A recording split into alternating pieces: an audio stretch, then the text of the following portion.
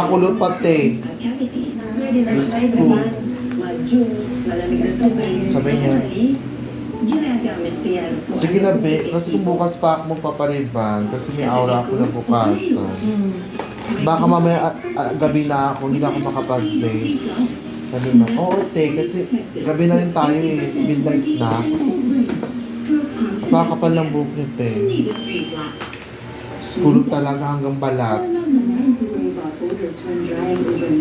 Maganda tong buhok mo te, kaso hindi mo lang naalagaan eh.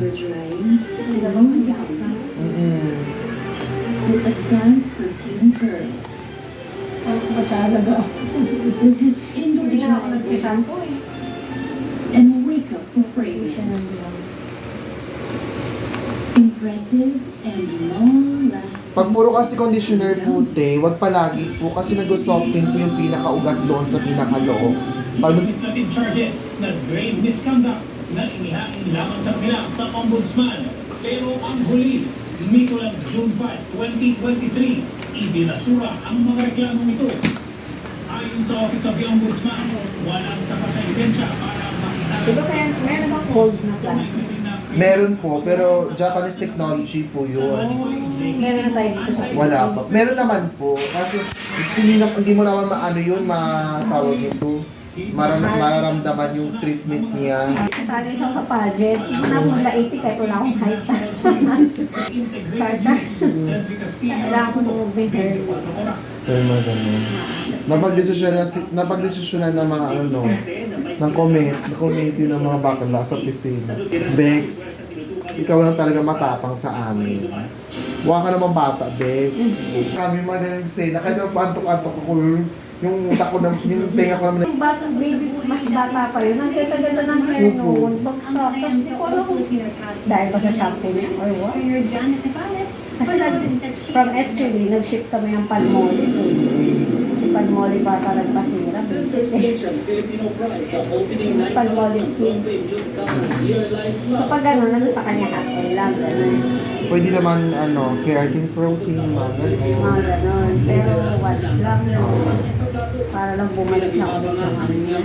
Parang mapalibulan niya ng tila disco floor kung saan po pwesto ang ilang manonood na tila nakikipagkita. Disco inspired dahil ayon sa producer, matibig raw Nagdadalaga na rin yun, no?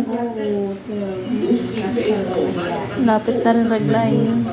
Sabi ko nga gano'n, di ba, wala nila mamasama pag nagsalita. Volume natin ng konti, Bea. Mahirap din yung masyadong mayain. Pero okay lang din yung ugly duckling muna siya para hindi siya maobligawan. Diba? Pag ugly duckling, pag iba naging gansa na nung high school pa lang, naliligawan yun. Ngayon pagdating Diyos ko, nabuntis, napariwara. Sabi ko nga ganun, baka di ba ikaw pinakamaganda sa akin, di ba naging miss ka pa nung high school? Ano nangyari? Baka lang daan kasi nanligaw sa iyo eh. Wala na, di na napigilan. Oo. Oo. Promise talaga. Kasi naman sa college talaga, survival talaga sa college. Ano talaga. Hindi mo ako isang talaga eh. Ilan lang talaga yung talaga ha. Yung nakabats mo talaga na makipagpilihan ka.